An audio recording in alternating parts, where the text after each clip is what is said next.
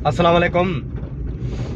बहुत सारे पाकिस्तानियों का बल्कि हर बंदे का यही सवाल है कि ये मुल्क कब सुधरेगा।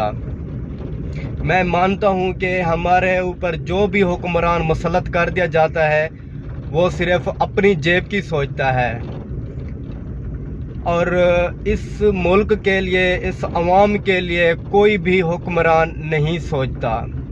हुक्मरान को छोड़ो, कोई भी ऐसे सरकारी इदारा देख लें, कोई भी ऐसे निज़ाम है, सब के सब करप्ट निज़ाम चल रहा है। वो कैसे चल रहा है? बचपन में एक बुज़ुर्ग कहा करता था कि अगर आप खुद ठीक है ना तो पूरा मुल्क ठीक है, पूरी अवाम ठीक है। अगर आप खुद ठीक नहीं है तो कोई भी ठीक नहीं है। तो उसकी बात मुझे आज जहन में लगी है कि वो ठीक कहता था, क्योंकि उस वक्त हम इस बात को टाल मटोल कर देते थे कि ये बुजुर्ग हो गया है, अब इसका दिमाग भी ठीक से काम नहीं कर रहा। तो उसकी बात मुझे आज जहन में आई है। मैं अपने टॉपिक की तरफ आता हूँ कि मैंने ये वीडियो क्यों बना रहा हूँ। आज एक पेट्रोल पंप पे एक पेट्रोल डालने वाले को पुलिस वाले ले गए, डाले पे बिठा के उसका नाम पता पूछ के उसको थाने में ले गए। तो पीछे से वो पेट्रोल पंप के मालिक आया, वो जब छुड़वाने गया उसको तो उससे 8,000 रुपया इसलिए लिया गया कि इसको हम अभी यहाँ से रिहा कर रहे हैं। हालांकि उस थाने में, उस जेल में उसके मालिक को रखना चाहिए था जो ये पेट्रोल पंप चला रहा है। चलो ठीक है, मान लेते हैं कि उसको उठा लिया, उसकी भी गलती थी कि वो उस जगह पे खड़ा हो के पेट्रोल डाल रहा है। आगे उन्होंने जो पर्चा दिया हुआ था वो इसलिए दिया हुआ था कि हमारा एक बंदा गया वहाँ से पेट्रोल डलवाने, तो आगे इनका पेट्रोल का जो पैमाना है वो कम था।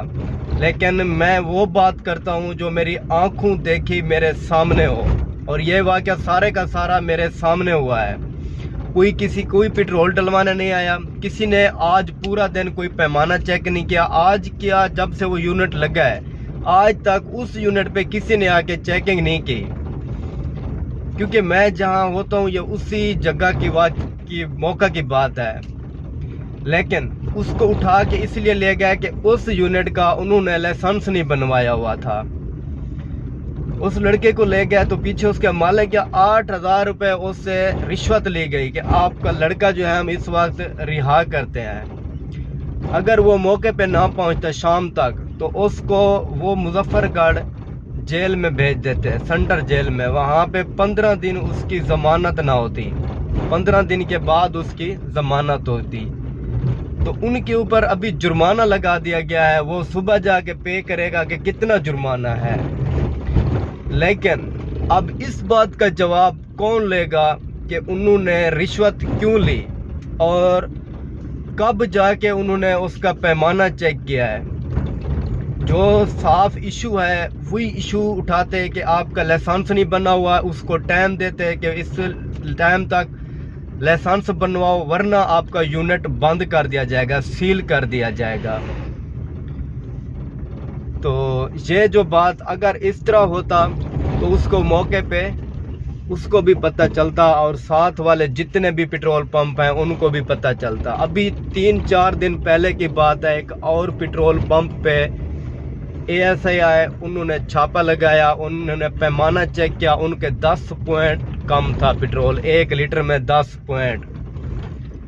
तो उसको भी उठा के थाने में ले गए। जब थाने में लेके गए आधे घंटे के बाद वही पेट्रोल पंप खुल गया, वही 10 पॉइंट कम पे अभी तक भी चल रहा है। और जब उस लड़के से मैंने पूछा कि भाई आपको उठा के ले गए तो कितना रिश्वत ली उन्होंने, तो उसने कहा कि यहाँ पे मैंने 30,000 देना चाहा, उन्होंने नहीं लिया, और वहाँ पे 1 लाख हमने दिया है और हमें छोड़ दिया गया। हमारे ऊपर कोई और जुर्माना नहीं है, हमारे ऊपर कोई केस नहीं, कोई पर्चा नहीं, कुछ भी नहीं है।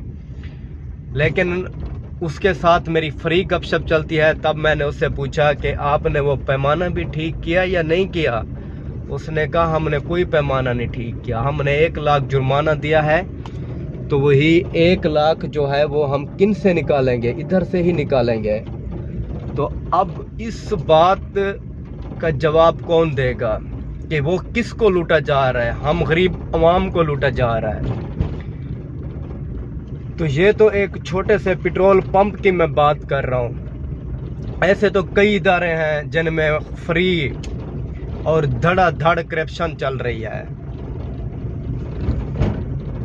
तो मेरे भाइयों, खुद को ठीक करो। जब तक खुद को ठीक नहीं करोगे तब तक कुछ भी ठीक नहीं होगा। अपने हुक्मरानों को भी आप ठीक कर सकते हैं, सरकारी इदारों को भी ठीक कर सकते हैं, क्योंकि किसी भी जगह पे जाएं, किसी भी सरकारी इदारे पे जाएं, जब तक रिश्वत नहीं दोगे आपका काम नहीं चलेगा। रिश्वत देने के अलावा कोई भी काम है वो नहीं चलता। बिल्कुल, मैं गारंटी से कह रहा हूँ और पुर इत्माद के साथ कह रहा हूँ। अगर आईडी कार्ड बनवाने जाते हैं ना, तो वहाँ पे भी सिफारिश ना हो तो लंबी लाइन में खड़ा कर दिया जाता है। कोई आगाही नहीं करता कि भाई आपकी ये चीज़ कंप्लीट नहीं है, ये कर रहे हैं तो उसके बाद आपका आईडी कार्ड बनाया जाएगा। कुछ भी नहीं है। जब 3 घंटे 4 घंटे लगातार इंतज़ार करने के बाद, लाइन में खड़ा होने के बाद उसका नंबर आता है, तो उसको यही बता दिया जाता है कि आपकी ये चीज़ मुकम्मल नहीं है, आप ये कंप्लीट करें, उसके बाद आपका नंबर आएगा। अगर किसी की सिफारिश है तो फिर फ़ौरन नंबर आ जाता है। तो ये है हमारा करप्ट निज़ाम।